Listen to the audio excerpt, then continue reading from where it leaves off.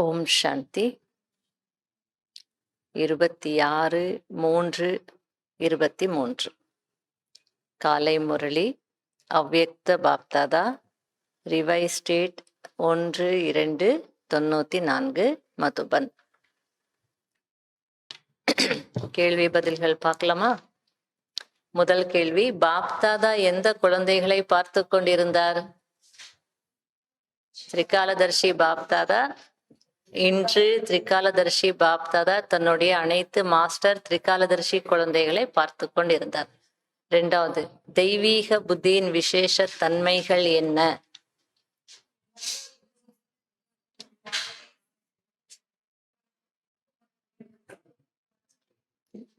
எல்லாரும் சொன்னீங்க, எதுவுமே என் காதல விழல. சொல்லிட்டு இருக்கீங்க, ஆனா தெளிவா சொல்லணும். சரி, கூட்டத்துல இருக்கும்போது அப்படிதான் 1 to 1ன்னா ஒருத்தர் சொல்றது கேட்கும், மைக் இல்ல. தெய்வீக புத்தியுடைய ஆத்மாக்கள் ஏதாவது எண்ணத்தை செயல் மற்றும் வார்த்தையில் கொண்டு வரும் நேரத்தில் ஒவ்வொரு வார்த்தை மற்றும் ஒவ்வொரு செயலையும் 3 காலங்களையும் தெரிந்து கொண்டு பிறகு நடைமுறையில் கொண்டு வருவார்கள். புரியுதா? திரிகாலதர்ஷி புத்தியுடையவர்கள் எந்த அனுபவம் செய்ய மாட்டார்கள். திரிகாலதர்ஷி புத்தியுடையவர்கள் ஒருபோதும் தோல்வியை அனுபவம் செய்ய மாட்டார்கள்.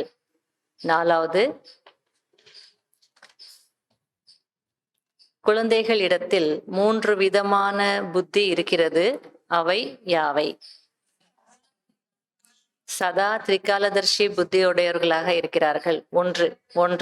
இரண்டாவது, சில நேரங்களில் திரிகாலதர்ஷியாகவும் சில நேரங்களில் ஒரு காலதர்ஷி, ஒரு காலத்தை பார்க்கக்கூடியவர்களாகவும் இருக்கிறார்கள். மூன்றாவது, கவனக்குறைவான புத்தியுடையவர்களாக இருக்கிறார்கள். 5வது கேள்வி, உங்களுடைய ஜட சித்திரங்கள் மூலம் பக்த ஆத்மாக்கள் சித்தி அடைவதற்கான காரணம் என்ன? ஏனென்றால் நீங்கள் உயிரோட்டமாக இருக்கும் போது சித்தி ஸ்வரூபமாக ஆகி இருக்கிறீர்கள். எனவேதான் உங்களுடைய ஜட சித்திரங்கள் கூட மற்ற ஆத்மாக்களை சித்தி அடைய வைக்கிறது. 6வது, சக்திசாலியான மனநிலையில் இருக்கக்கூடியவர்களின் அடையாளம் என்ன? 2 விஷயங்கள் இருக்கு. ஒன்று, வீணானவைகள் மிக எளிதாக முடிந்துவிடும்.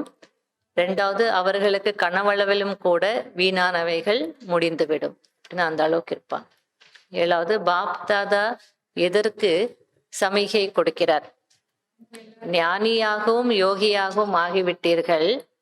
இப்போது ஞானம், யோகம் மற்றும் அந்த யோகத்தின் சக்திகளை பயன்பாட்டில் கொண்டு வரக்கூடிய ஆத்மாக்கள் ஆகுங்கள் என்று பாப்தாதா சமிகை கொடுக்கிறார். மாஸ்டர் சர்வசக்திவான் யார்? 8வது கேள்வி, சுத்தமான மனம் மற்றும் தெய்வீக புத்தி என்ற விமானத்தின் மூலம் நொடியில் இனிமையான வீட்டிற்கு செல்லக்கூடியவர்கள் தான் மாஸ்டர் சர்வசக்திவான் ஆவார்கள்.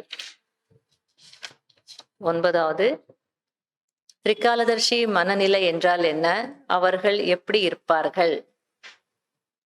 பதில், திரிகாலதர்ஷி மனநிலை என்பது உயர்ந்த ஆசனமாக இருக்கிறது.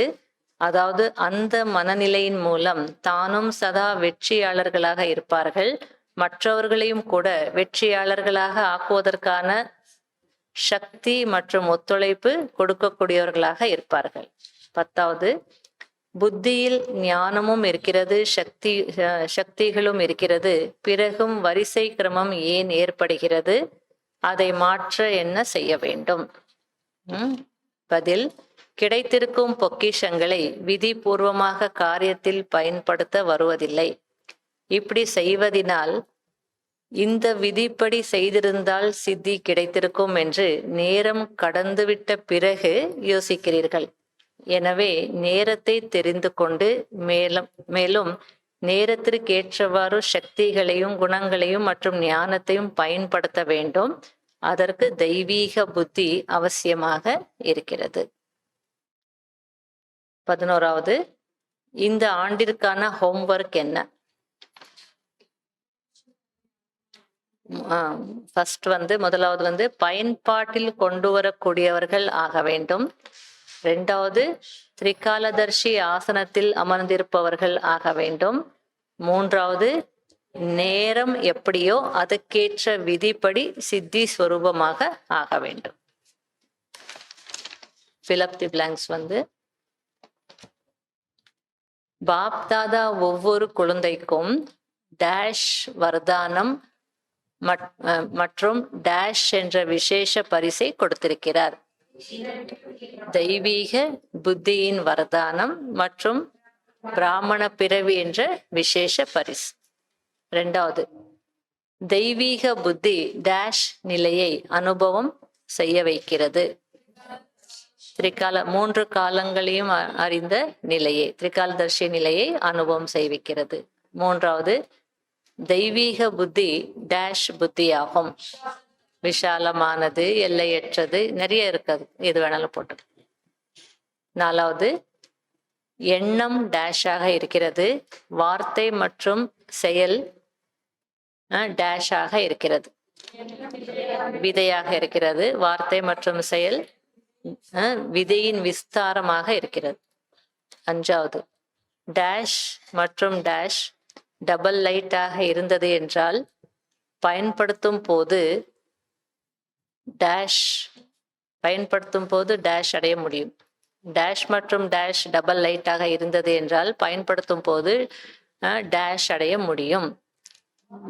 மனநிலை மற்றும் சொரூபம், மனநிலை மற்றும் சொரூபம் டபுள் லைட்டாக இருந்தது என்றால் பயன்படுத்தும் போது சகஜமாக, சகஜமாக சித்தி அடைய முடியும். ஆறாவது, இதயம் டேஷாக இருந்தால் டேஷின் ஆசீர்வாதம் கிடைத்து கொண்டே இருக்கும். உண்மையாக இருந்தால் திலாராம், இதயத்துக்கு ஓய்வு கொடுக்கக்கூடியவருடைய ஆசீர்வாதம் கிடைத்து கொண்டே இருக்கும். ஏழாவது, ஹோம்வொர்க் டேஷில் கொண்டு வரும். ஹோம்வொர்க், பாபா இந்த ஆண்டிற்கான ஹோம்வொர்க் கொடுத்தார் இல்லையா, ஹோம்வொர்க் டேஷில் கொண்டு வரும். பாபாவின் அருகில் அந்த ஹோம்வொர்க் நீங்க செய்துட்டீங்கன்னா நீங்க பாபாவுடைய அருகில வரணுன்ற அவசியம் இல்லை. அந்த ஹோம்வொர்க்கே உங்களை பாபாவின் அருகில் கொண்டு வரும். ஓம் சாந்தி.